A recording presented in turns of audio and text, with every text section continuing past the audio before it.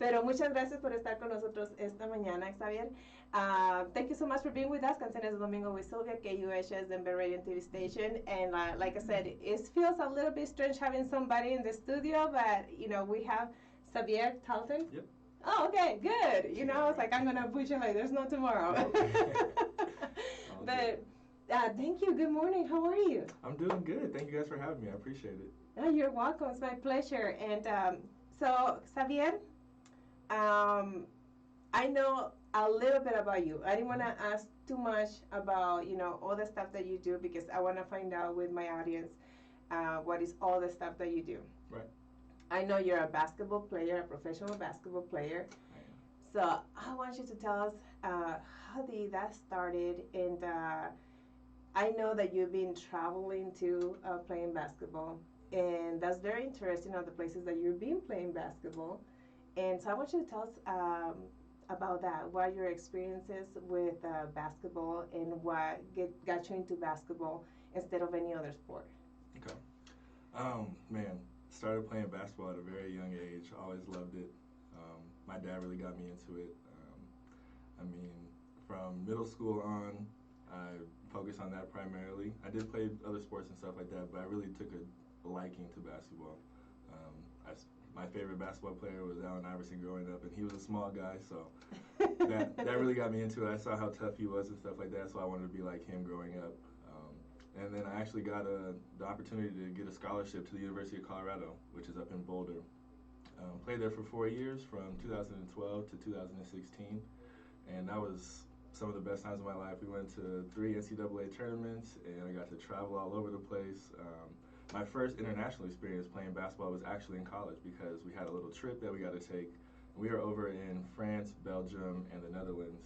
Wow. And we got to play over there for about 10 days against pro teams while we were still in college. So it was a lot different over there.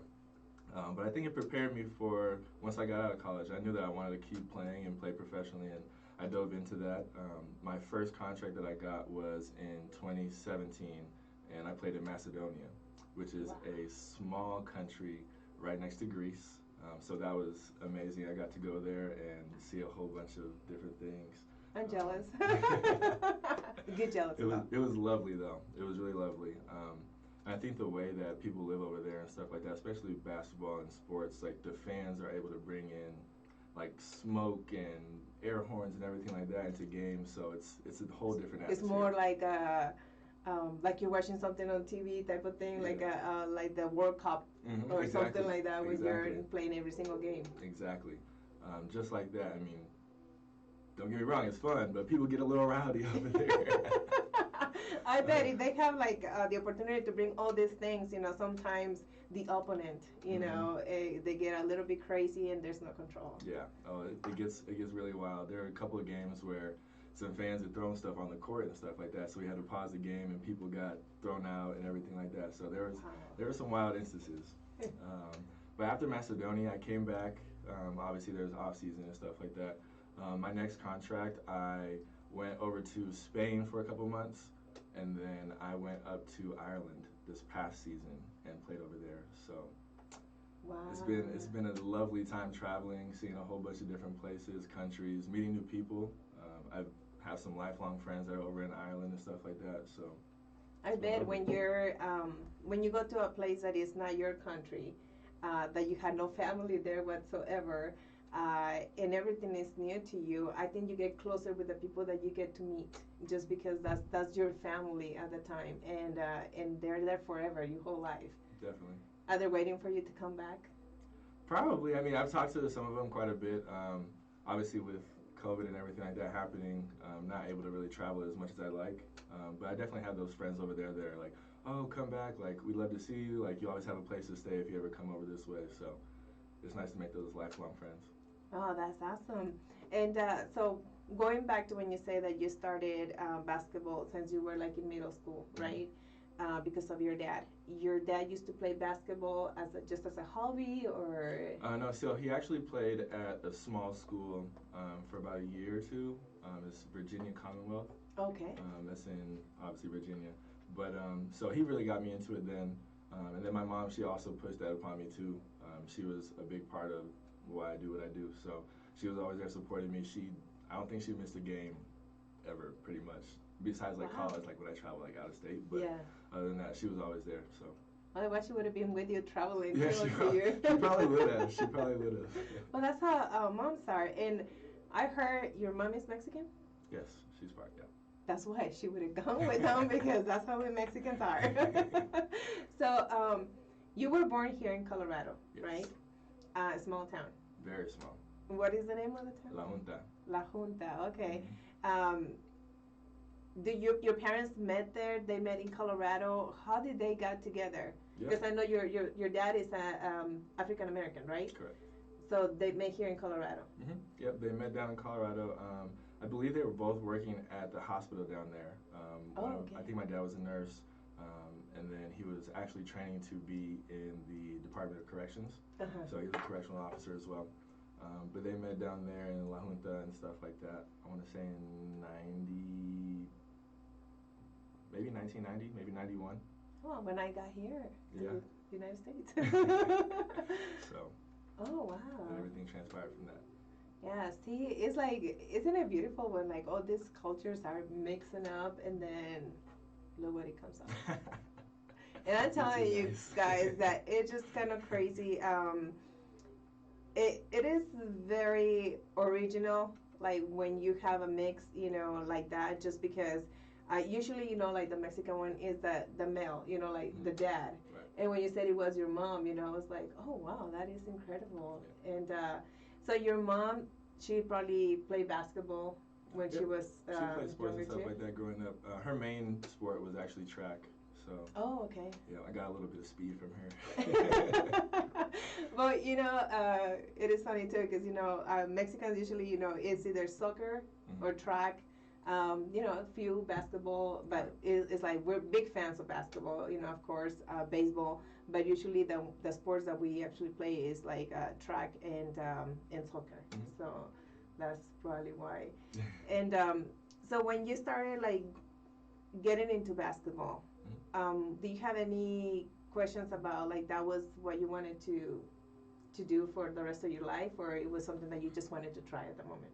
I think when I first started playing, I loved it. I loved all sports. I played football, soccer, baseball, basketball. Then you're playing golf. Yeah, and golf. And yeah. you're good. I do swing the clubs a little bit. We just need longer golf clubs, right? That's my problem too. But no, I mean, growing up, like I said, I took a liking to basketball pretty much right away off the bat, and I knew that that's what I wanted to focus on. I really love football as well. I was pretty good at it growing up, but the direction I wanted to go was basketball. Did anybody else tell you like, oh no, just go to this or to that sport instead of basketball?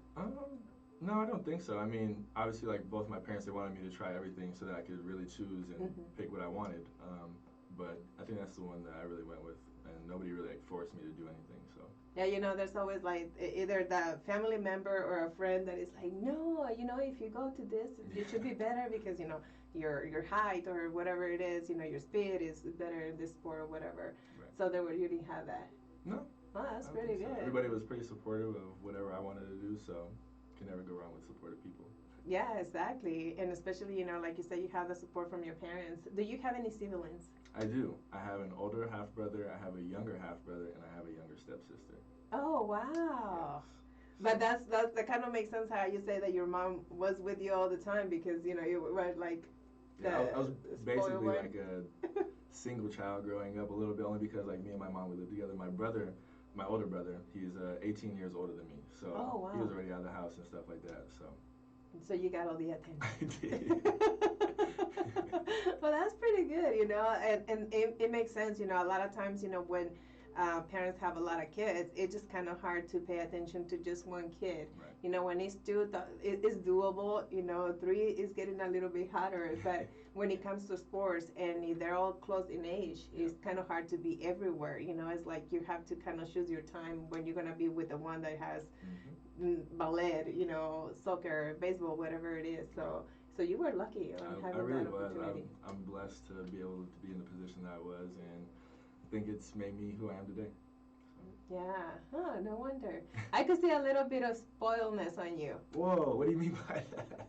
No, I mean like on I that know, good way, on that good I'm way. just You messing know, with like you. you're loved. You know, and I could see it. You know, like when you do your streams and stuff like that. You know, you can tell. And like I said, you know, my mom is here. Yeah. She was on TikTok. I had a TikTok, but I had her on live one day. I think it was the day before Christmas, so Christmas Oh, Eve. We were on top of the roof just hanging out and stuff like that, and she hopped on for a little bit. But she had a good time actually. It was fun. you had to put her in there again so I can meet her. I I will. didn't see that one. I will. Oh, I will. but you know that's one of the good things when you get that support from your family, from your friends, you know, and everybody that gets to know you, um, and they support you instead of I mean they give criticism, but sometimes it is good when it's constructive. You know, Right. when it's not good, then you kind of let it slide. Which I seen you doing it pretty good because I think when you're in this type of industry, either sports, singing, whatever it is, you kind of have to have tough skin Right. because you get all types of not just compliments. I mean, you get like a million compliments, but when you get somebody criticize you, they go at it. Oh, 100%. They really do, and it's crazy. And I haven't really told stories like this a lot, but besides like some of my college teammates, but there have been games that we played in college where, like obviously, like in college, like we can't bet and stuff like that, but people can bet on us. Oh, okay. And there were a couple games I remember getting messages after a couple of them. They're like, "Oh my gosh, like you guys cost me so much money and stuff like that. Like, why didn't you guys make this shot and this shot?" I'm like, I mean, you can get on the court and try it if you want to, you know. Yeah. But I mean, sometimes you just have to block that kind of noise out and stuff like that. Like I like constructive criticism. I can take that 100%. But once you're like being like super negative and stuff like that, like there's no need. But there's always going to be those people in life. Yeah, exactly. And like I said, especially in this business, that's when, like people telling you I lost money, Yeah. it is like a big, they kind of take it very personal. So it's not like just anybody I mean, you don't even know this person, but you affected this person like so personal that it gets you. Yeah. But at the same time, you had to kind of like, okay, well, there's nothing I can do. I didn't do this on purpose. And besides, it wasn't like criticizing really how you guys were playing. It's just you didn't make me win money. Right. So it wasn't like, you know what, guys, I lost money, but I think the next time maybe you guys should do this or try this or something. It was just like, Is that you just made me lose yes, money? and you're stuck. Basically. Yes. So that's one of the things that I think that's why you had to build a tough skin because when they go at you, they just like I said, they just let it rip, and they Yes, have they no do. mercy at all. Because also they think that you don't have feelings. Right. A lot of people think that when you're in this business, I mean, yeah, we have a tough skin and we do have feelings, but at the same time, we need to kind of block that so that way it doesn't get us. And sometimes it depends on the time of the year, when there's holidays and stuff like that, and people tell you that type of thing, it gets you a little bit more, and they don't understand that we still feel it. It's not that we don't feel it at all. We just have to kind of let that go. Right. So, so tell me, when you were in college, was it hard for you to do your classes and keep up a good, GPA and keep on the practices? Because I know you guys practice a lot. Yeah, we did. For me personally, not too much. Although there's obviously going to be hard times. Like being a student athlete is a full-time job. It really is. They don't understand. People sometimes they think that this is like, oh, maybe they just pass him because he's such a good, athlete that we just passed, the grades like that. But no, it's not like that. No, it's really not. I mean, our student advisors and our coaches, like they're always on us to make sure that we're getting our work done and stuff like that. Like obviously they want us to be able to perform on the court or whatever it may be, the field, but they definitely want us to succeed in life after basketball or whatever sport might be played. They definitely do want to see us graduate. So. Yeah, because a lot of times it's not well, a lot of people, if they're playing, not all of them, I'm saying, some of them, they're not going to go and pursue that, like a professional level. They're just doing that because, there has help with the scholarships, with grants and stuff like that to keep on going to college and finish the classes they need to finish. So they have to have a good GPA because if not, and they waste, not waste, but it's a lot of time when they practice. Uh, how are the hours of practicing for you? For like on the sports. Yeah. Oh my gosh. Very early in the morning. Oh yeah, we would have like a lift at 5 or 6 in the morning. Go straight from that to our actual practice on the court, and then we had to like ice bath and like get physical therapy or whatever we had to do, and then straight to class. You're like, I've been away for 6 hours, and buddy, I was like taking, like onions off and waking really up, and you're like, I'm good. Yeah, no, our schedules are packed. It's honestly sometimes it's hard to find time to like go get something to eat, but it's a good thing that most places and most schools and stuff like that for student athletes they have food and stuff like that for us, like next to where we practice and stuff. Oh, so, okay, I didn't know that. Yeah, some of them do, but I think that being a student athlete is, like I said, it's a full-time job, and juggling the academics with the athletics, it's tough. It's not for the weak-minded at all. I know, and a lot of times too, a lot of people think that when you're an athlete, you're like this stuck-up guy or something, but sometimes they're so exhausted, that there's not a lot of time to party, right, to socialize with other people, because when they have the free time, it's time to study. It's time to kind of, or like talk to the family, especially when you're on campus and you're not with the family. Right. And they don't understand that. That's why a lot of the athletes, they seem to be stuck up, but it's just not that. It's just they don't have the time to be social or to be, nice to everybody, especially when everybody wants to talk to you. Yeah. Right? You had a lot of people, like, they wanted to talk to you and they wanted to, like, oh, come to my party. It's my birthday. Come on, please. You can miss it. And then you get, like, the same, request from, like, 100 people. Yeah. There's a lot. It is difficult juggling stuff like that. Being social and, like you said, us being exhausted, like, from our days and stuff like that, where sometimes we just want to go home and turn our phones off, turn everything off, and just relax. But I think it is important for student athletes and stuff like that, and even professional athletes, to be able to have that social life still, because you need that interaction with people to, not necessarily just feel, but like have fun, like find what your passions are outside of your sport and feel your people. age. Yeah. Like, because, like he said, it's kind of like a full-time job, and it's because, they're not really socializing with anybody. It's like, while other people are partying or just, going to a movie or something, you're here studying or practicing. Right. So you don't feel like, hey, I'm a teenager, or I'm, in my 20s now, and I want to do some of the stuff that these people do as well. So it's kind of like, it's hard, but you have to find the time to get to do it. You really do. And going out and doing stuff like you just said, like bowling and stuff like that. I mean, you're around your teammates all the time as it is, so you don't necessarily want to just be around them. You want to be around other people. Like, let's go after the practice and let's go. No, thank you. Yeah, I just spent like 4 hours with you. It's okay, I'll pass. But good times though. College was definitely fun. Yeah, and so when you had the experience of going to CU Boulder, which, if you guys don't know, if you guys not from Colorado, since they're watching us all over the world, CU Boulder is one of the best schools here in Colorado, and actually from like the whole United States. It has like pretty good standards. So when you were in there, were you thinking, or when you were like, okay, I'm gonna go to CU Boulder, were you scared of going in there? As far as what, like? Like as far as like classes and how everything was gonna be. Honestly, I didn't know what to expect. But I did know that it was pretty prestigious and stuff like that, and I knew that I wanted to go to school for business. And the lead school of business is, like what you said, it's one of the best schools in the country. So I figured that it was going to be challenging, especially like juggling the sports and academics.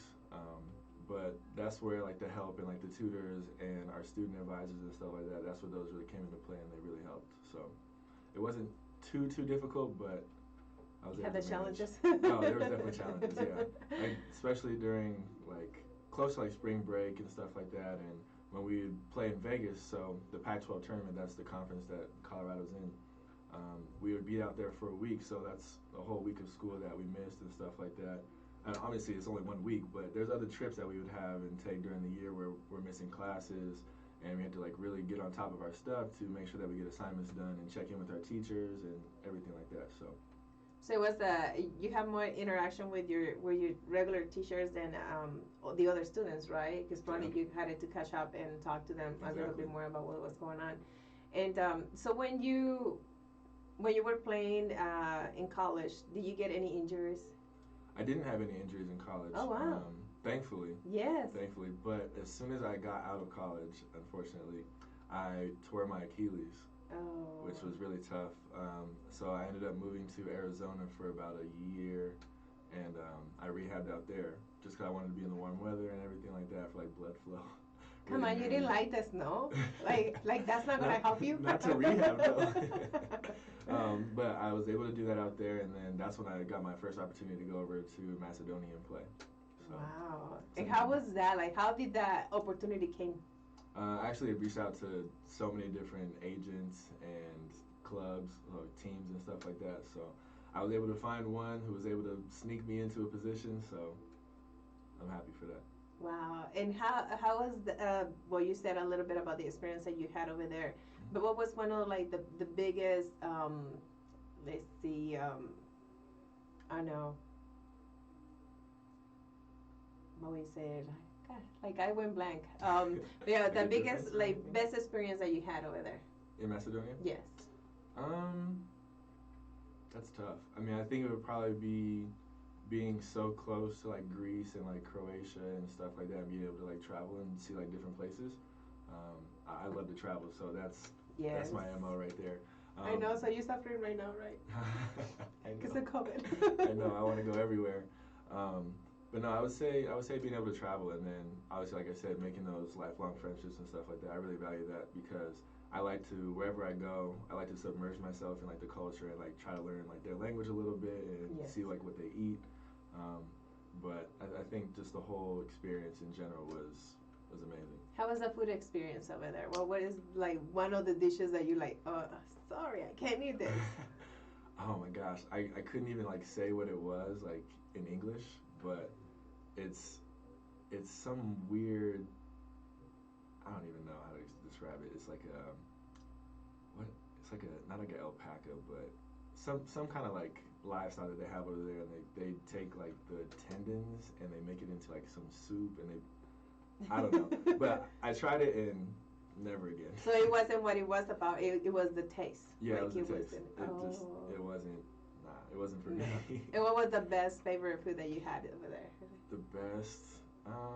Well, because like we're so close to like the Mediterranean stuff like that, it was all like the Greek food, like the Mediterranean type dishes and stuff like that. So whether it be like hummus or like the rice and stuff that they have over there, so everything like that. I love that. Oh, that's pretty nice. And the place that you lived in over there, how was it different than here? Like the apartment and Yeah. building.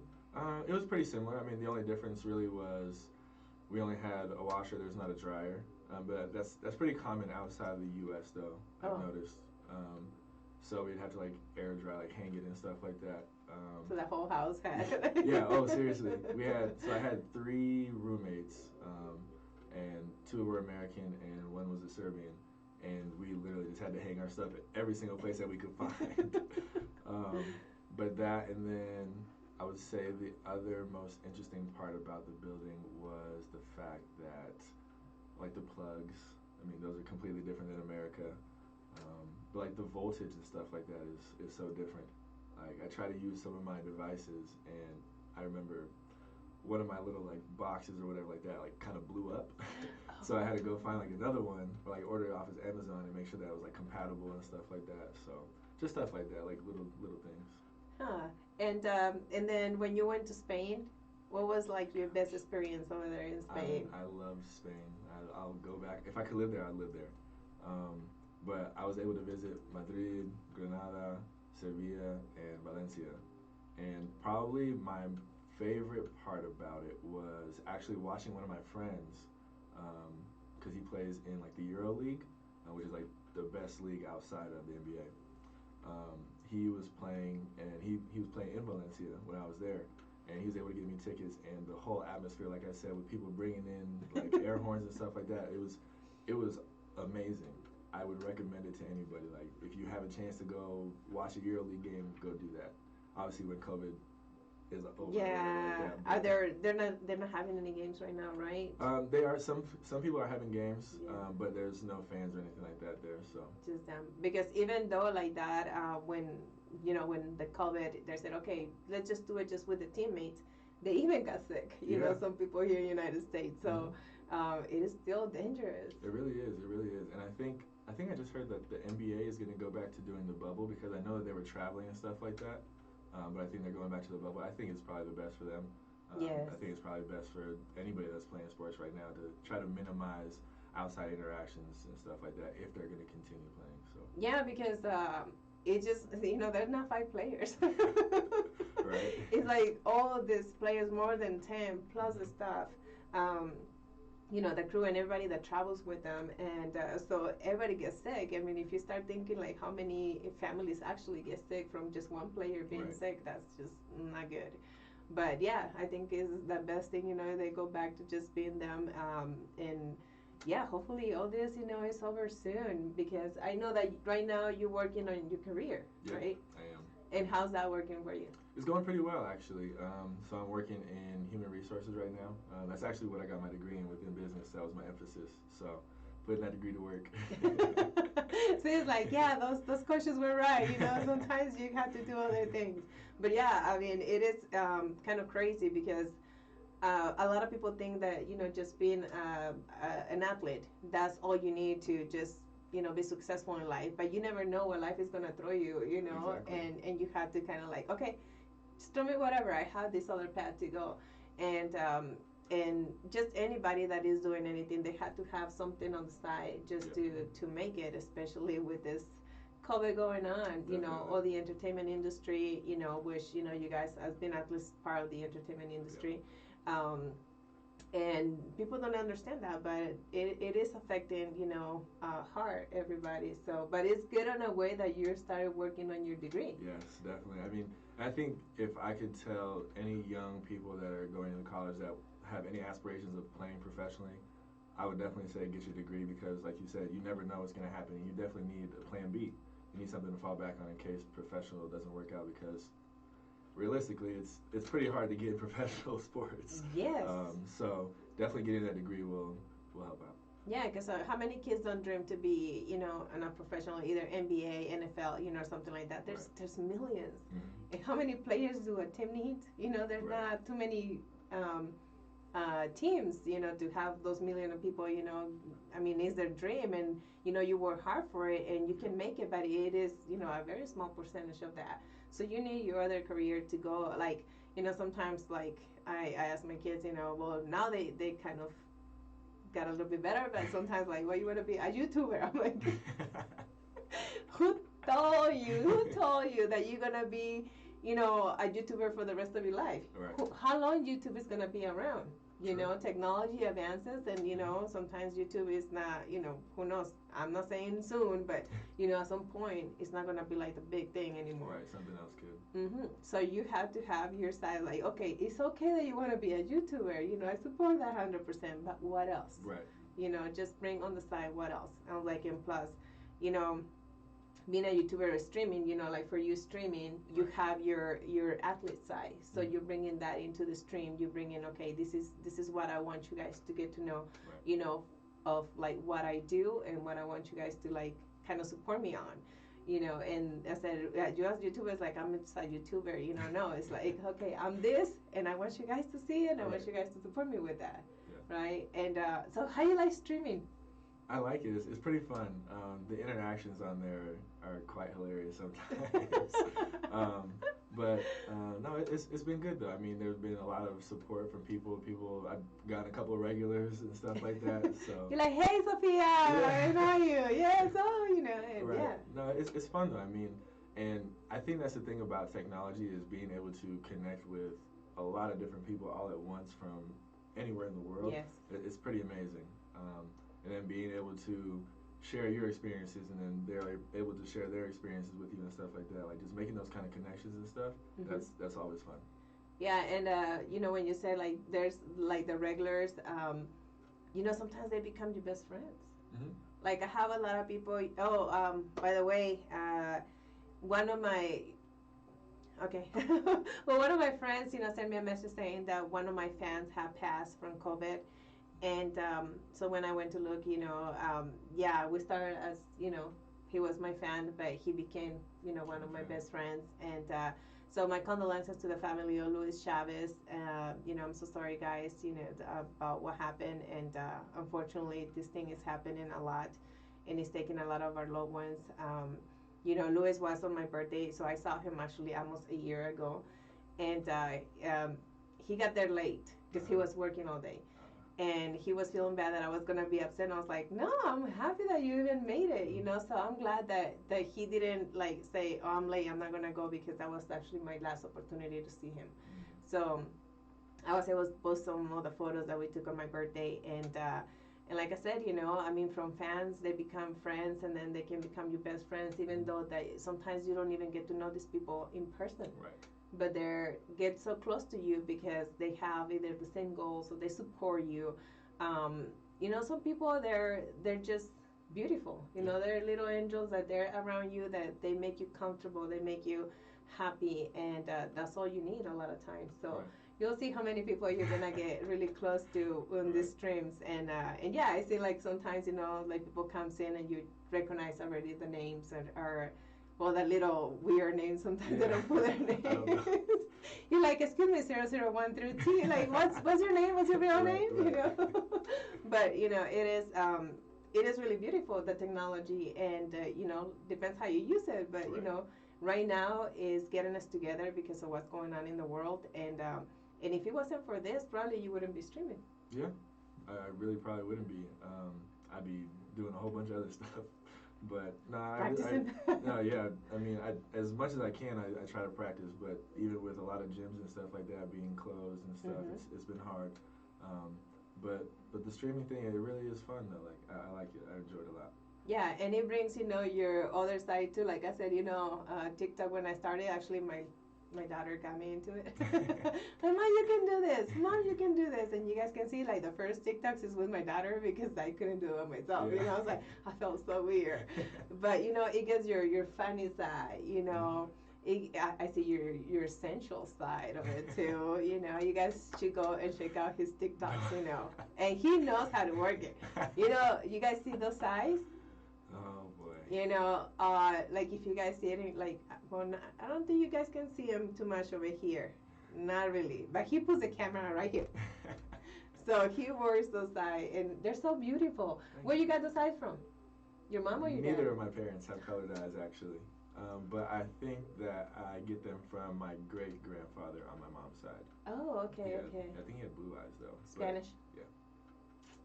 See? You already knew it. See, you already knew it. It's in my family the same way. I mean, I don't have the color ones, but, my nieces and, they're all like, very Spanish. Let me say very Spanish. So, well, that's good. Yeah. That's good. I thought maybe your mom or, your dad had them. No? Nope, neither one has colored eyes. And what about your half siblings? Nope. No? They don't have colored eyes either. The only one. I know, I got lucky. See what I'm saying? The chiple. Wow. So we're going to switch it in Spanish a little bit so that way for our Spanish-speaking audience can understand what we're talking about. So como les digo, tenemos a Xavier Talton aquí en el estudio. Él es un profesional en básquetbol y nos va a contar un poquito de cómo empezó. Yo le voy a ayudar con el español. Dice que no sabe mucho, pero te he visto hablar. Te he visto, cantas en español y canta las canciones de Vicente Fernández y todo. Huh. Yes. A ver, cuéntanos un poquito de cómo empezaste en el básquetbol. Yo te ayudo. Well, basketball. Sorry, say the question again. ¿Cómo empezaste? Oh, I started from a young age. My dad really got me into it, and my mom pushed it on me as well. I played a whole bunch of other sports, but I really took like a liking to it, and I stuck with it through all the years and made it to college. Try it in Spanish, Xavier. I can't. I don't like to like make mistakes, so. You have to make mistakes in life. That's how you learn. I know, but trust me. You should know that. It's gonna be really bad. So. No, okay. Well, I'm gonna say it then for him, but I sing and speak in Spanish, singing in Spanish, and I know like the singing is you're learning the song and yeah. but you pronounce it so well. So that's what I was like. You should try it. I can a little bit, but like I said, like I understand when I speak. Ok, bueno, a Xavier le gustó el básquetbol desde que estaba muy chico, desde que estaba, como decimos, en la secundaria. El papá le decía mucho que empezara con los deportes y también la mamá. A la mamá también le gustaba mucho el básquetbol y la mamá estaba en atletismo cuando estaba más joven.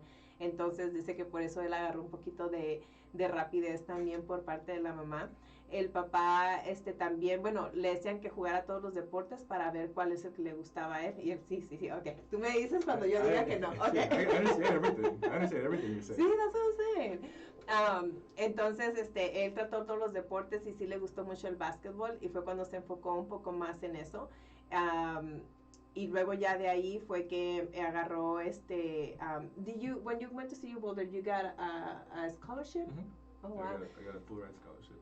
Wow, entonces agarró una beca completamente para la Universidad de Boulder, que es una de las universidades aquí de Colorado más prestigiadas, no nada más de Colorado, pero en Estados Unidos.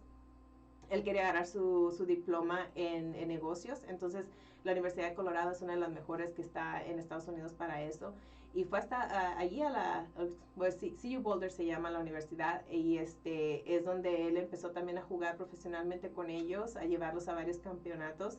Y de ahí tuvo la oportunidad también de viajar a diferentes partes del mundo, que a él le empezó a gustar el viajar y conocer nuevos lugares, y es una de las cosas que a él le gusta más también por esto del básquetbol.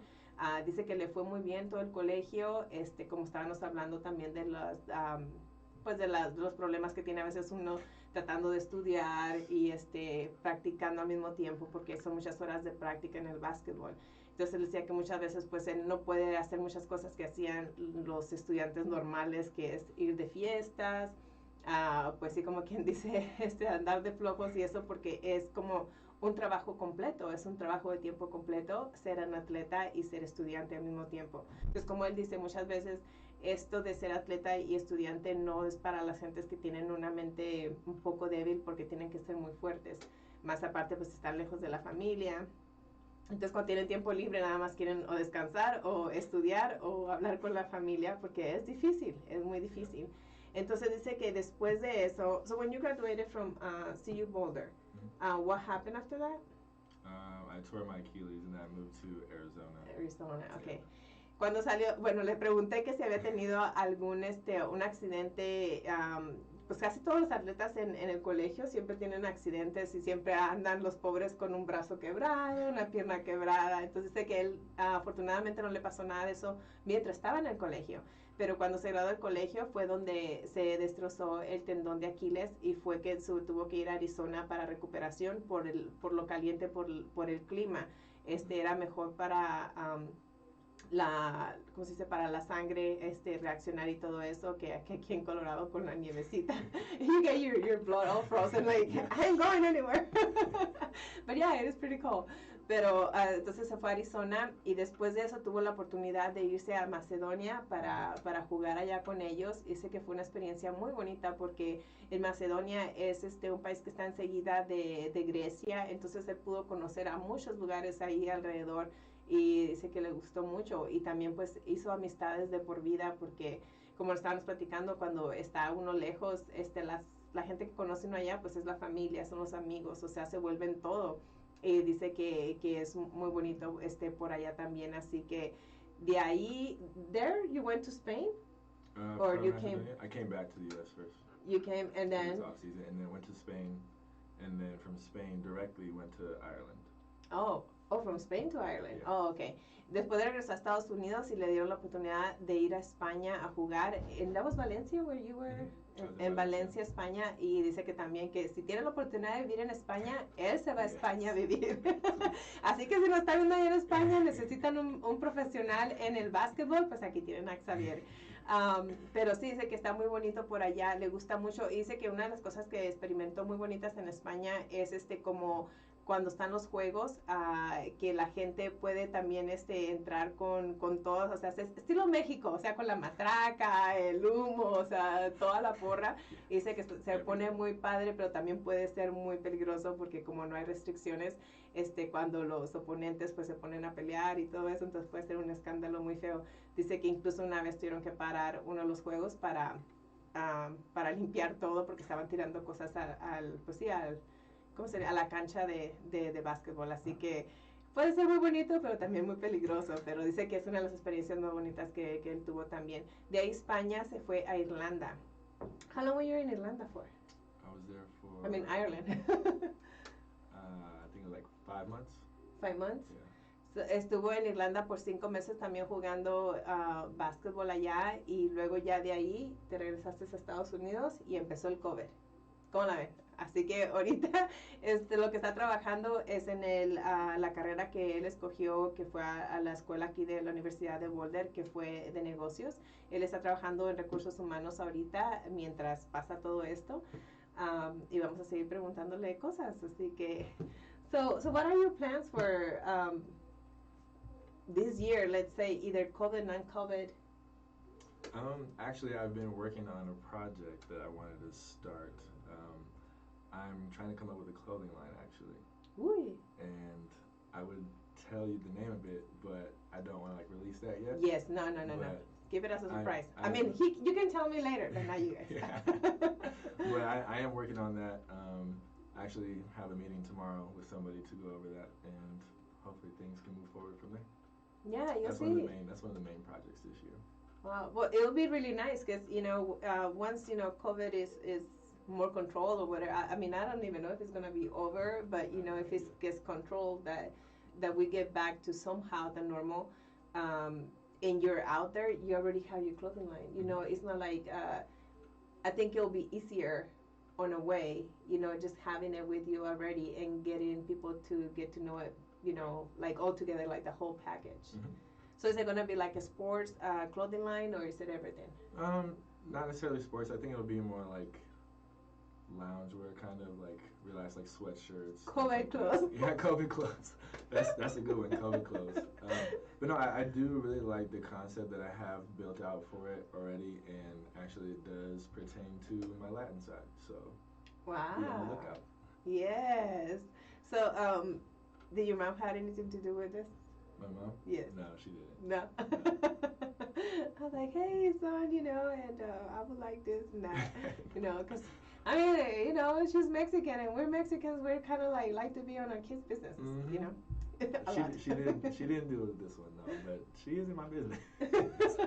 Well, it is how it is. We don't care if you're 99 years old. Mm-hmm. You're still our kids. Yep. I tell my kid, if you even decide to go to a different college that is not in Colorado, guess what? Mom is coming with you. Like, Mom, the dorms are so little. I'm gonna be there. You lose weight and we'll fit on the bed. I mean, it's okay. I get it. Yeah, it is a little bit hard. So was it? Well, you were at the dorm in CU, mm-hmm. right? Was your mom coming and visiting you a lot, or? She did. I mean, she didn't stay because she only lived like 2 hours away, probably in Sterling, Colorado. So she would drive up to watch the game and like go back. But she would come up every once in a while and just like hang out and stuff. So. Would she give you like a notice? Yeah, she would. Thankfully. Thankfully. Never know what's going on in the dorms. Yeah, I was like, oh, Mom, I'm not by myself in the dorms, so there's other people. Right. No, it was good though. It was fun. Oh, that's nice. And so you have more family here in Colorado? Yep. I mean, your dad still lives here? No, my dad lives in New Jersey now. Oh, okay. Yep. You go and visit him? I do. And so actually my parents split when I was 6. When I was 6 years old. So growing up, I would obviously stay like the whole school year and stuff like that with my mom, and then in the summers I would go live with my dad and stuff like that, and then come back. So he's been in New Jersey since then, yeah, or he moved Jersey, to different places. Oh, okay, yeah, okay. He's been in New Jersey since 2001. And how you like New Jersey? I like it. It's a lot more diverse and stuff like that than Colorado. Obviously, the East Coast is full of people. It's more dense and stuff like that. Like personalities over there are way different too. They're not as relaxed and stuff like that as Colorado people are usually. But it's fun though. I like to switch up a little bit.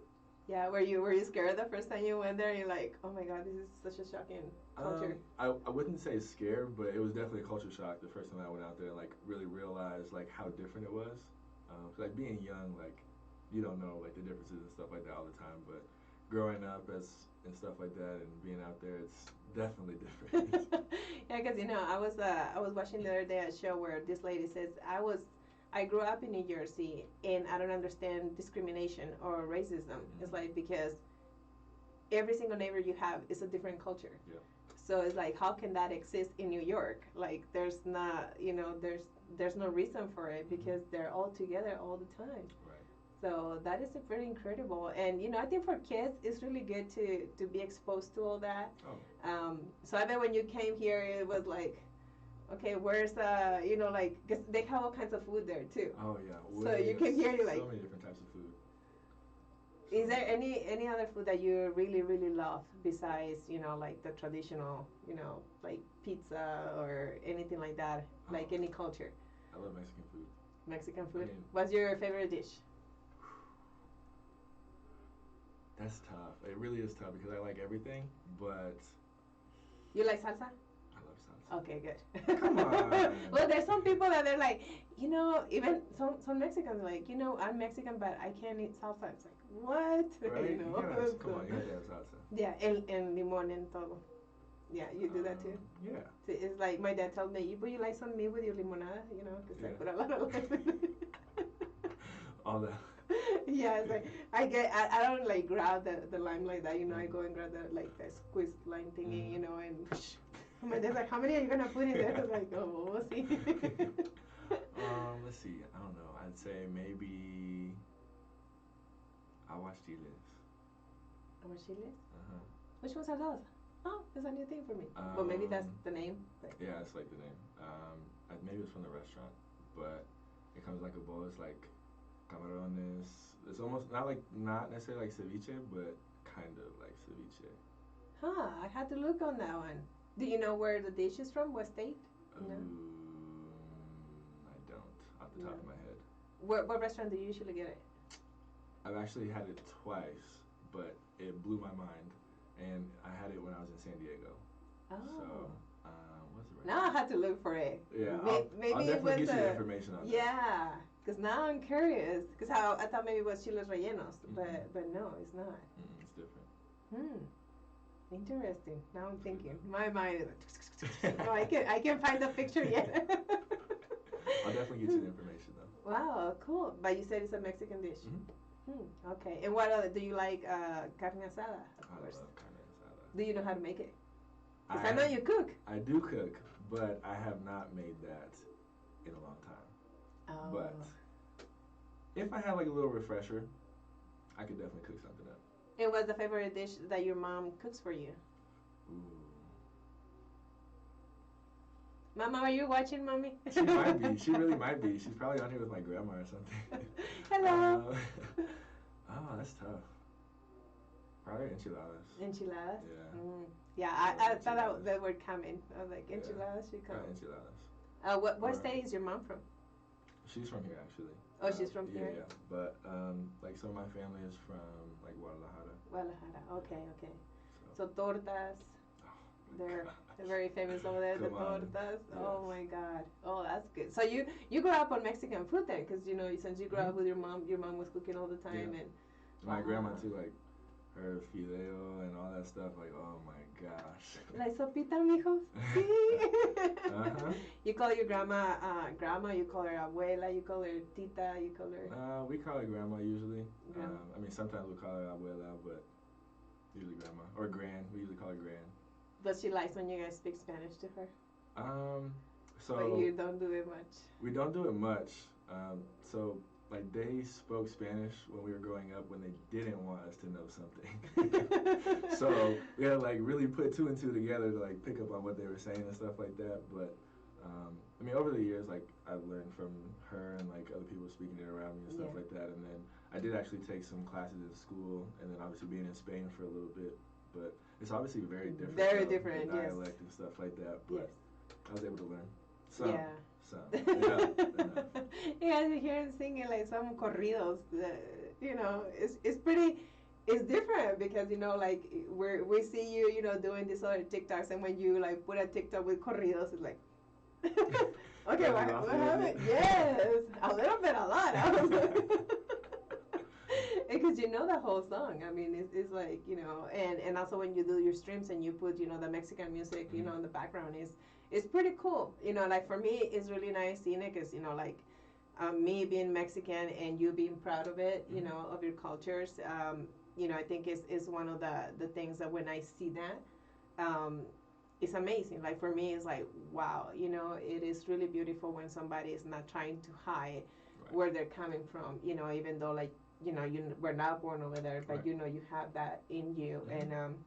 and even your mom, she wasn't born there, but it's like she transmit that to you, and seems like the whole family knows it and is proud of it, and that's one of the things that I really admire on people, especially when they're getting big, and they always ask you like, "What are you?" Yeah, I do get that question Everybody, a lot. I you get that know, question a lot. yeah, one of the things I like I don't speed, like I don't drive really fast or anything, Yeah. but one time I did. Just one time. that one time I did, I got pulled over. So that sucked. I was like, are you kidding me? This one time, and yeah, my luck. But that's my luck, I'm one in a million. That's me. And the first thing the police said is like, where are you from? I'm like, I have not even spoken. He Right. hasn't even heard my accent yet. And the first thing he says is like, where are you from? I'm like, are you serious? Like, where are you from? I was like, I'm Mexican. It's so weird, but I see that on your streams, like, and they ask me too, but, once they hear my accent. But just the look, they're always like, so what are you? Mhm. It was, well, Portuguese, Spaniard, Mexican, and African American, and it's just the whole mix that I think, when you're seeing your face and then you hear the Mexican music, it's like, wow, that's pretty cool. So thank you for that. Of course, I got You you. know, see, that's how you guys should be. No, seriously though, I really do like embracing each of my cultures. Like, I'm not too in tune with like the Portuguese stuff because I haven't been to Portugal. Like, I don't know too much like their traditions and stuff like that. I figure it's pretty similar because Yeah. it's kind of like Spain and stuff like that. But I definitely do embrace all of them. So And also, like, like you said, who knows? Maybe sometime in the future you move to Spain, and all the Spanish, like the Mexican Spanish, the Spanish, and the Portuguese, they're all mixed together. You're gonna be like all confused. very confused. Yeah, because you know what? I had a friend that she was taking some Spanish classes. She was Mexican, Mhm. and she was taking Spanish classes. I think I think when you come from Mexico, and this was in high school, when they asked me, "You want to take Spanish?" I'm like, "Am I that bad?" Like I thought I was pretty good at it. And they said, "Well, it's an easy course, and you can take it. And I mean, since you pass it with an A, and like for you to graduate and get the credits." I was like, "No, I don't think so. I'm good." But every single other person in ESL were taking Spanish, and ESL is English as a second language, so everybody there pretty much spoke Spanish, and they were taking Spanish. And I think one person out of the whole classroom passed Spanish, and I was like, "How can that be?" Like, Right. But I think the teacher was from Spain. Uh, So it was a little bit different. Right. And so when they were bringing, their homework in, I was like, what is this? Like so different. So it is, I mean, yeah, we can understand some stuff because, even like the slang is pretty crazy. Oh, it's very different. Was that throwing you off over there? It did a little bit. Obviously, like being here in the U.S., being closer to Mexico and stuff like that, and like with my family, definitely more like Mexican Spanish being spoke, and then going over there and hearing different words for like certain things is like, what'd you say? Did you pick up any of those words? Not really, because they were just so off to me that I didn't even figure or think about keeping them. But I don't know. I mean, just different words like for car and stuff like that, like just different stuff. But yeah, even like like tu, vos and things like yeah. that is really different. Mm-hmm. Yeah, they that's did use that form a lot over there. and tío, tía, just to say like, hey you, it's tío, Very tía. different. You're like, oh, I have another uncle, another I know. aunt over here. Another one. Oh my gosh. You're like, oh, well, I have family now in Spain. But yeah, it's a little bit different, and that's what I said. Like, a lot of times people think that Spanish is all the same, but no, it's just like even here in United States, English, like you said, how they speak in New Jersey. Yeah. It's a little bit different. New Very York, different. Alabama, it's Texas. So there's an accent everywhere. So me, like being from Chihuahua, a lot of people is like, oh, you're from Chihuahua? And I'm like, yes. I probably said ocho chocolate or something with and that's how they found out I was from Chihuahua. Makes sense. Actually, fun fact, I was supposed to play in Chihuahua basketball, starting, I guess, the beginning of this month, but COVID. So I was going to be in Delicias. That's where I'm from. Really? Yeah, I'm from Delicias, Chihuahua. Wow, that's crazy. That's so nuts. Wow, yeah. So when people ask me, where are you from? I said, Delicious. Oh, Delicious. Delicious. Yeah, I'm from Delicious. So, yeah. Yeah, that's so cool. Wow. That would have been so awesome. I mean, my oldest brother actually moved back to Delicias. Yeah? Okay. So he's over there. Hello, brother. His birthday was a couple weeks ago. And, yeah, he has actually a gym over there. So it would have been nice if you would have gone there and, I would train you for a little bit. That'd be cool. Well, maybe, you get the opportunity again. Did they say if they're going to postpone it or? I think it has been postponed. I don't think they're sure until when, but hopefully not too long. Yeah. We'll see though. Well, it's just like we don't know right now. We know with the shot, out of the vaccine, it's probably going to be sooner than later. Hopefully, we still have hope, It's like you start thinking, it's like, wow, almost a year ago we actually started quarantine. This is like, that is very, very crazy. But, we have to do what we have to do. Yeah. So what are the plans that you have for the future? I mean, if basketball is going to be done, then just continue with my career. I actually started studying to get my real estate license as well. So been doing some of that. I do model a little bit here and there. So even still with like the COVID stuff, there's been like a reduction in like opportunities in that. Yes. But kind of those things for right now. Obviously, want to set myself up for success in the future, like going forward with my life. But I think continuing the career that I have right now in HR, trying to work my way up within the company and stuff like that is probably the best bet for right now. Yes. Just because everything else is pretty uncertain. And then, like I said, building that clothing line, I think will be my next big project that I want to get completed within the next probably a couple months, honestly. So. Yeah, well, it sounds like it's pretty soon. If you're tomorrow already having another meeting, that's gonna be awesome. So, how you like modeling? It's definitely different. When I first did it, I was a little thrown off by some of like the poses and stuff. Like, does this really look good like in a photo? And then once the photographer showed me the photo, I was like, oh, okay, that's not bad. I know that feeling. like some of the poses and stuff like that are different, and like it's awkward, like moving your hands in certain ways or whatever it may be. But it's fun though. I mean, you get out of the photo shoot like, oh, my back is hurting. Sometimes, and then you see the photo, it's like, oh wow. It was worth it. No, definitely. So I actually am signed to a modeling agency here in Colorado. So. Oh, that's awesome. Yeah, trying to get some more gigs, but we'll see. Yeah, it's kind of slow, and especially because, before it was a lot of stuff going on, with the events and, know, their hire models, just to host and things like that.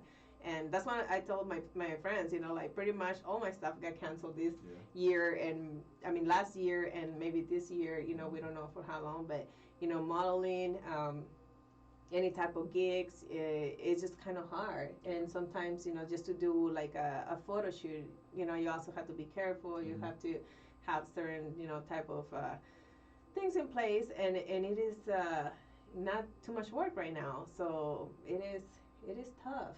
Yeah, so it has been for that. But that's why I said, like, as long as you have something like fall back on or some kind of like side hustle or whatever it may be, then you're doing okay. There's a lot of people out there that aren't able to work and stuff like right now. A lot of people obviously with the COVID stuff got like laid off and everything like that. But I think it's definitely a blessing for myself personally to definitely be able to have a job and stuff like that. So yeah, and it's the hard work you did too. It's like, yeah, guys, it's not like, it's like, okay, we're going to push you on human resources because, you're a good player and this and that. No, he worked for it. It was it was double work. That's how I see it when it's an athlete that has, that degree and it was playing, it was double work that he went through to be able to say, okay, well, my doors are not all closed because I do have this other, skill that I can start, working on. And that's one of the things, like people think being on the entertainment industry is all fun and games and, all glamorous. It's not, it's a lot of work that you had to put in that you don't see that is, behind us, that we don't want you to see it either. But, we're telling you about it. Just, it's not easy, to be, you're still training as much as you can, right? Because he has to stay in shape in case something comes up. Exactly. In modeling, and things like that. So it's nothing like, oh, I'm not going to train anymore. I'm just going to work on human resources. No, it's a lot of work that he's still doing because when the opportunity comes, you're ready. Oh, yeah. And that's what you guys need to do. Whenever you guys want to do something, you need to be ready for when it comes and not be like, I can take it because, like, this COVID, is making me fat. Well, I can say that. Me was the holidays, guys, okay? So don't judge. But, a lot of times we just blame everything on other things. Instead of working on them, we start blaming things on other people, on just whatever it is. So that's pretty nice. And so you told me that you're moving. I am moving. So you're going to San Diego.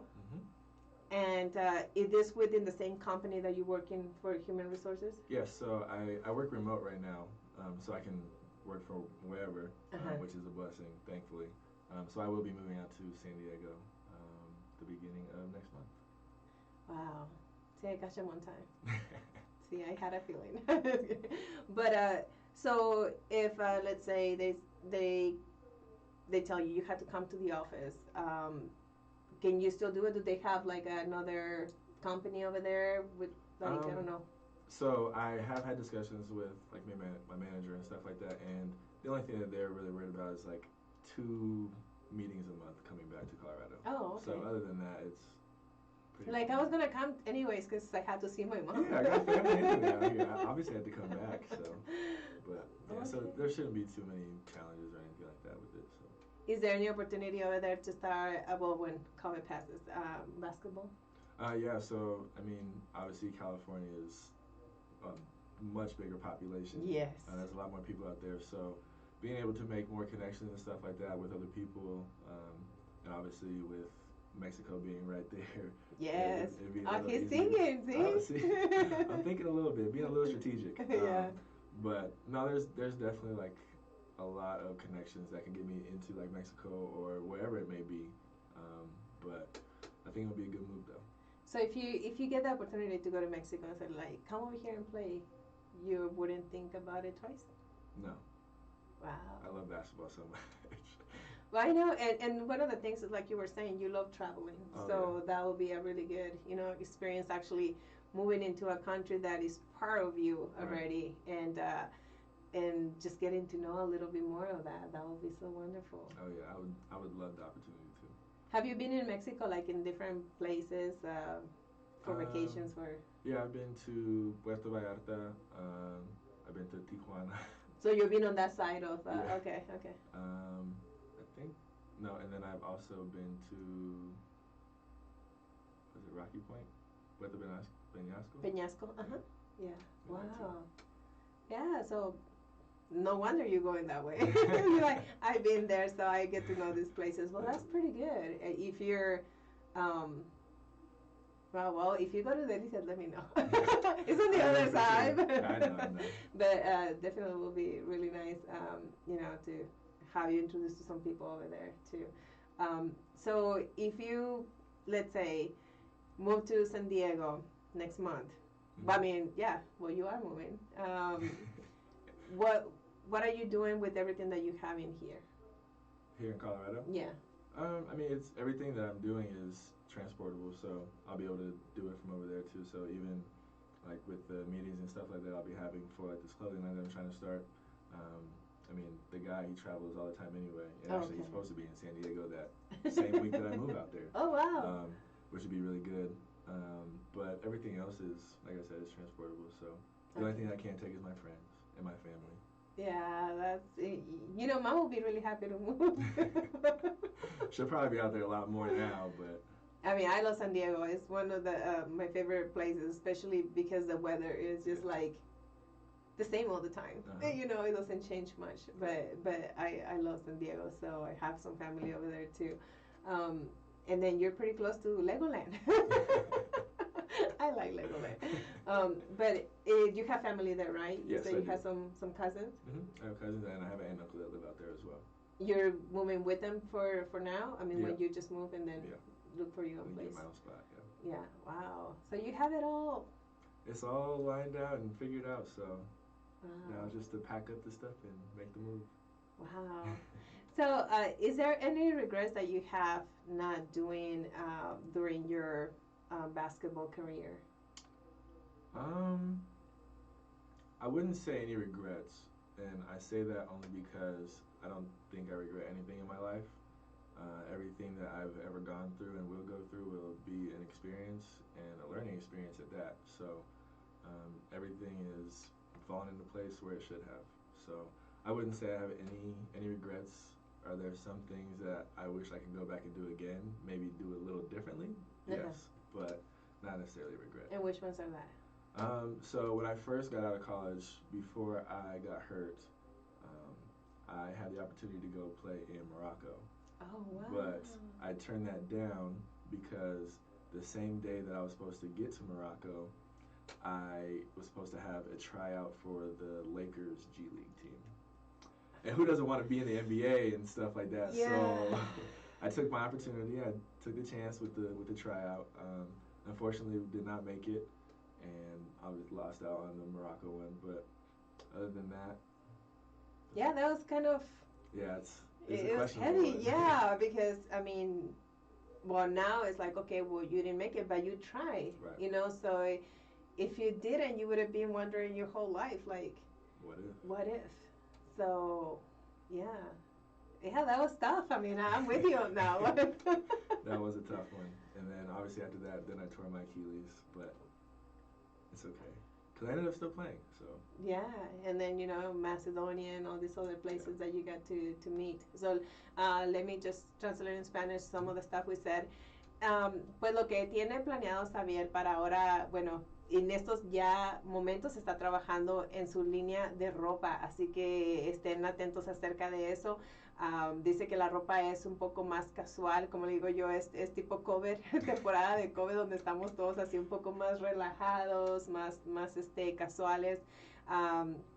Mañana tiene una cita con la persona que está trabajando con eso, así que muy pronto estará saliendo la línea de ropa de él, así que síganlo por las redes sociales.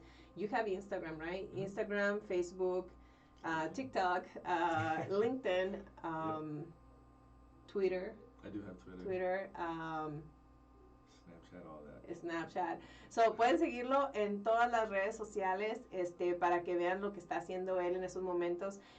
Desafortunadamente y afortunadamente, pues una buena oportunidad que tiene ahora él de moverse a San Diego, California. Se nos mueve el mes que entra, se cambia para allá. Y dice que, o sea, el trabajo que él está haciendo ahorita de recursos humanos es remotamente, está trabajando desde la casa. Entonces, cuando se mueva a San Diego, él puede seguir trabajando en la misma empresa, haciendo lo mismo. Que dice él que uno de los goles de él es a seguir subiendo en la empresa, y pues estar en la misma empresa es lo mejor para poder seguir llegando y escalando niveles, así que es una oportunidad muy buena. Y también se mueve a San Diego porque dice que ahí está México cerquitas, entonces si sale la oportunidad de ir a jugar a México o cualquier oportunidad que salga de México, pues él la va a tomar, así que esperamos que así sea, que le lleguen oportunidades de México, de muchos lugares, para que pueda seguir en el básquetbol. Lo que dice él, que si el básquetbol ya está terminado por cierta razón, será el cover, el tiempo pasa y todo eso, entonces pues se va a dedicar nada más a hacer lo que está haciendo ahorita, que son como que dice, en su carrera de negocios. Él está ya estudiando para bienes y raíces, así que so you have to learn Spanish so you can get all the people, like the houses and selling, everything. So you'll be bilingual and you'll get more people. Yeah. So, vamos a hacer lo que aprenda todo el español para que pueda tener más clientes. Entonces está trabajando en eso, en los bienes y raíces, y tiene esas oportunidades. También dice que también puede tener oportunidades también ahí en San Diego, en California, como es más grande, de poder regresar al básquetbol profesionalmente. Él ya ha estado ahí en partes de México también, en Puerto Vallarta, Puerto Peñasco, ¿cómo se llama? Tijuana. I never been on Tijuana. No? No, because I'm not like Chihuahua, so it's Juarez, so my border is Juarez. Pero también estaba diciendo que supuestamente en esos momentos podría él haber estado en Delicias, Chihuahua, porque fue invitado para allá, pero desafortunadamente por el COVID no se pudo y es de donde yo estoy, así que si viene la oportunidad otra vez, pues ojalá pueda él ir allá a Delicias, Chihuahua a jugar. And let me tell you, some Mexicans are really rough playing basketball. You seen it? Oh, yeah. Okay. Oh, yeah, I've seen it. That's why, like, when I was little, I had PE when I was in like junior high or yeah, and so I got in a fight with my PE coach, and then he pretty much like expelled me from PE and sent me to basketball, and I was like, why basketball? Because I was in track, so. It's like, yeah, because they're your height. So they put me under the basket like the whole freaking time. So that's how I play basketball. I'm in the pictures of basketball, because of that. But I remember the girls playing. I'm like, what? Like they're rough. Aggressive, So yeah. very, very aggressive. So, and they're these little things, Mm-hmm. Well, not all of you girls. I remember not all of you. But, it's funny because, people from Chihuahua, most of us are tall. Yeah. So, we saw somebody, short. And so it was like this little, like, I don't know, like a maniac, It was very crazy. But, yeah, so we're really rough. Pero ojalá él pueda tener la oportunidad de ir a visitarlos a Delicias, Chihuahua y jugar allá también, aunque sea nada más así por invitación. La otra cosa que tiene planeado, pues nada más seguir con eso, con su línea. También ahorita está modelando, pero como estamos en el COVID también, pues el modelaje ahorita está un poquito lento, o muy, muy lento, pero esperemos que salga más trabajo ya pronto. And also in California, you have the opportunity if you go for modeling too. Shoot, it's a lot more out there. So that's one of the things, California, New York, Florida. So, and if you start acting, then it's Atlanta, New Mexico, and California. But, it'll be really good if you actually pick up, all of that. We'll see. I mean, as long as this COVID stuff blows over and stuff, so. But try to take advantage, like you said, with COVID being right now what it is, you're working on your clothing line. Right. So try, maybe pick up some acting classes or something like that. Because, modeling is all about, like I said, it comes together, acting and modeling, because, like you said, you have to do some poses that you like, how am I looking over there on the other side of the lens, It's like, wow, I thought I looked really ridiculous, but it is like that, and you have to act, you have to, like, express feelings that, whoever hires you to do a photo shoot, like, okay, I want you to give me this look, and you have to act it, so that'll be really nice if you, kind of do that too. So you'll get more exposure too. So that'll be really good. I don't know, just my 5 cents in there. Give me all the advice, please. Yeah, like I used to manage models, so it's like, like I'm trying, but in, all these years in this industry, I have a little bit of knowledge, so I'll pass it down to you. Okay. But ya, entonces vamos a ver qué es lo que sigue. Le digo que tome ventaja y ahorita con el COVID que tome unas clases de actuación para que también empiece con eso, porque ya viviendo en California es muy fácil que te digan, hay una audición en Hollywood. And it's easy. I mean, it's like 2 hours, right, from San Diego or something like that. Yeah, about that. Yeah, Depending try not to get the traffic. traffic. Yeah, I hate that. But, it'll be really nice to have more opportunities open for you. Yeah. Like, your look is also very exotic. So you have, like, what people are looking for right now. You're not, like, the next neighbor look, it's like all this, you have these strong features that, the mixture is bringing up. So take advantage of all that, and like I said, you're doing pretty good on your streams, like the camera right here, look at my eyes. But you know how to work it, so that is a really good thing, and you're becoming more comfortable, and yeah, it's like the way you flow when you talk and things like that. That's what people gets attracted to you as well. Right. I seen some that. Actually, I saw this guy that was messaging me like, get on my stream, so you can see me and stuff like that. I was like, well, yeah, all I did was seeing him because he wasn't talking. So it was like, what are you doing? You have interaction with the people that you're like on live with, so yes, that's what I like to do. So sometimes it'll take me a while to like scroll through some of the comments and stuff like that, but I try to respond to like everybody. But if somebody asks like the same question, then obviously I'll let somebody else answer if they know it or something like that. Exactly, because some people when you're streaming and you already answered all these questions and somebody just walks in there and is like, oh, and asks the same question. A lot of times that well, I'm gonna say the girls because you have all these girls on your stream.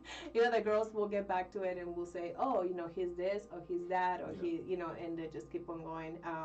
But yeah, and fans are wonderful. They're beautiful. You girls are just amazing on how you guys are supporting him. Yeah, and the other day they were fighting, remember? They fight. They get into a fight about him. It's like, no, he's mine. No, he's mine. But yeah, it is like I said. They get a little bit tóxicas. Tóxicas, yeah. Son un poquito tóxicas las fans de Xavier, pero son hermosas y les damos las gracias a todas por apoyarlo, porque tienen muchas fans que hablan español. Muchas fans que hablan español. He visto ahí, no nada más son mexicanas, son de Salvador, hondureñas, de Guatemala, Venezuela, de muchos países. Así que, pues, muchas gracias a todas esas fans, porque el apoyo que te dan es lo que necesitas para seguir estando ahí. Así que muchísimas gracias, chavas. Son de lo mejor. Just behave sometimes, okay? Some of those questions are a little bit off. I was there the other day and I was like, oh my God. Yeah, no, they don't. They don't, They're taking advantage, because they're like, if I send them a private message, she probably won't answer. So they do it there. That's how they are. Yeah. And you turn all red, into too. That. I think it's funny, though. It really is, because in person, I'm willing to bet that a lot of things that are said on there probably wouldn't be said. Yes, exactly. But you never know. Yeah, and yeah. I mean, I don't know, maybe COVID changed a lot of people. Maybe. They're now more aggressive, more open in what they really want, and they let you know, Oh, yes, it's like, I mean, I see some of them that you and I probably, are like, did that just happen? Right. I see one of the comments there that you couldn't even speak, you were like, looking at it, and you started laughing, and like...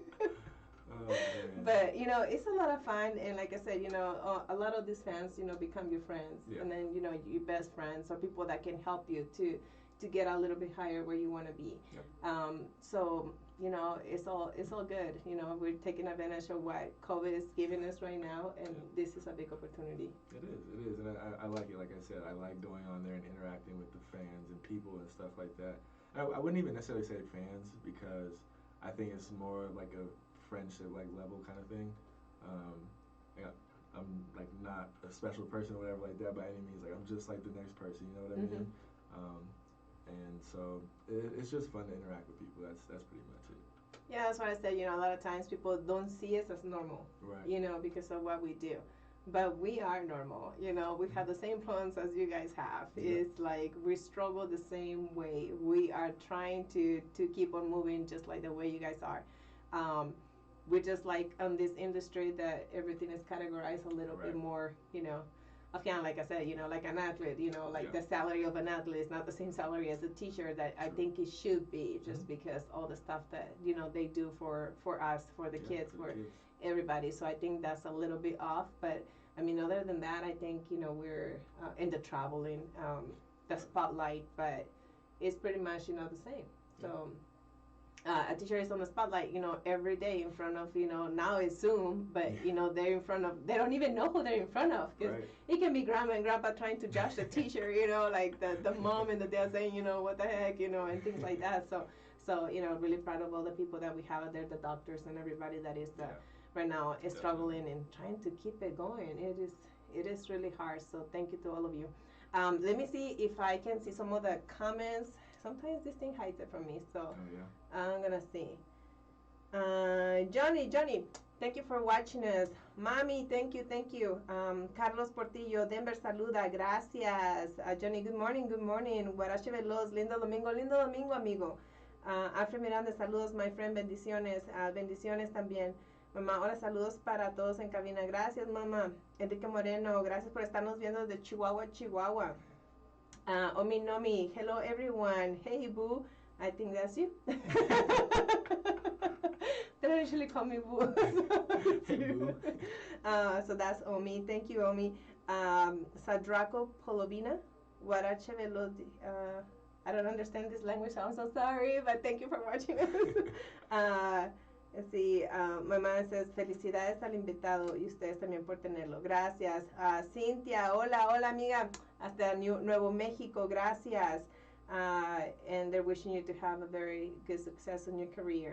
Thank you, guys. Dusan, thank you so much from the other side of the world too for watching us. And that's all I can see right now. You know, guys, that Facebook hides them from me, but I'm gonna go back and check them to see who is, you know, like telling me all this stuff and respond to all of them. Okay, so I apologize about if I can't see any of you guys. But once again, you guys can follow Xavier on TikTok, Instagram, Facebook, LinkedIn, Twitter, and Snapchat. And you have Xavier Talton, like. Some of them are a little different, just a little bit. Like how different? But if you just put my name in there, it'll probably pop up. It will pop up. Yeah. Okay. Yeah, because that's one of the things too. You know, when you're in this business, you want to have everything the same. Yeah. So. Yeah, and sometimes it's taken, so we had to kind of come up. It was. And that was in Snapchat or where? Snapchat and then on Twitter too. But really? I don't know anybody else that has the same name as me. I haven't met anybody that's another Xavier Talton. So. Well, actually, when I was searching for you on LinkedIn, there's 3 that came up. There's 3? So when I saw business, I was like, this is him. Oh, so, yeah, but there was 3 of you. I'm going to go check. Yeah. And I know sometimes like people will make like fake pages and stuff like that, you know, but. Yes. Interesting. Yeah, so you should go check him out. But yeah, I think that the only one that I saw, I think he said, what is it, yours business something? And I was like, okay, I remember you said your degree was business, so I'm like, this is him. Yeah. So I either right. But yeah, I think there's something like that. But yeah, same with my name, you know, you put it out there and it's like, actually like 4 of them that came up is like, okay, my last name was a mistake because they misspell it. And there's like 4 of us. Like, okay, well, whatever.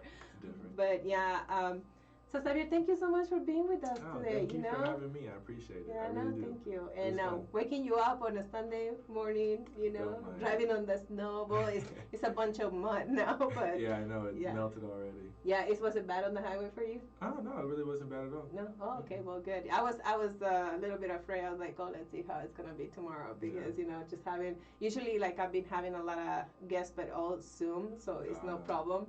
I was like, with you coming to the studio, I was like, oh, weather. Nice.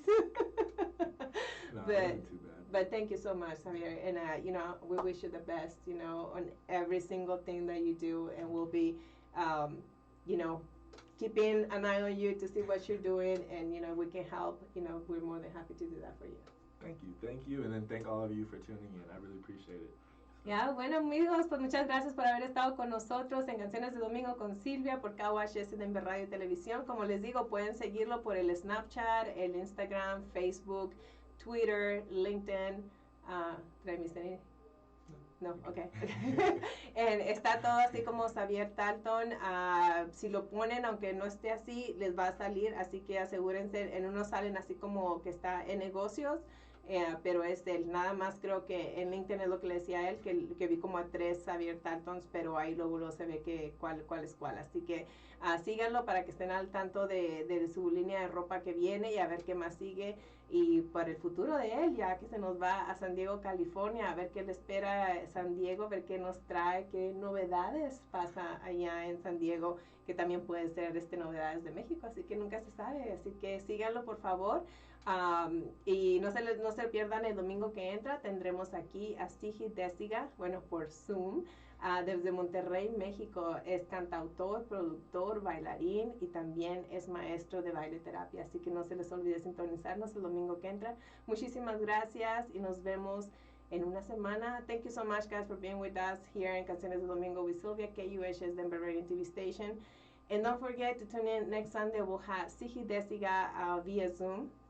He's in Monterrey, Mexico, and he is a producer, a songwriter, a singer, well, musician, and he is an instructor for dance therapy. So make sure that you tune in. He's actually doing pretty good. I'm pretty sure you'll like him. He sings all kinds of music, but right now he's doing like a little bit like reggaeton type of thing.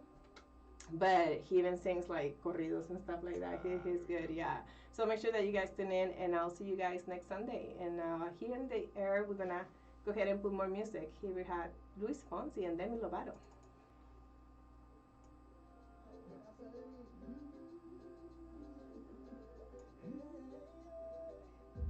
Y mi jefe, ¿dónde anda que no nos corta?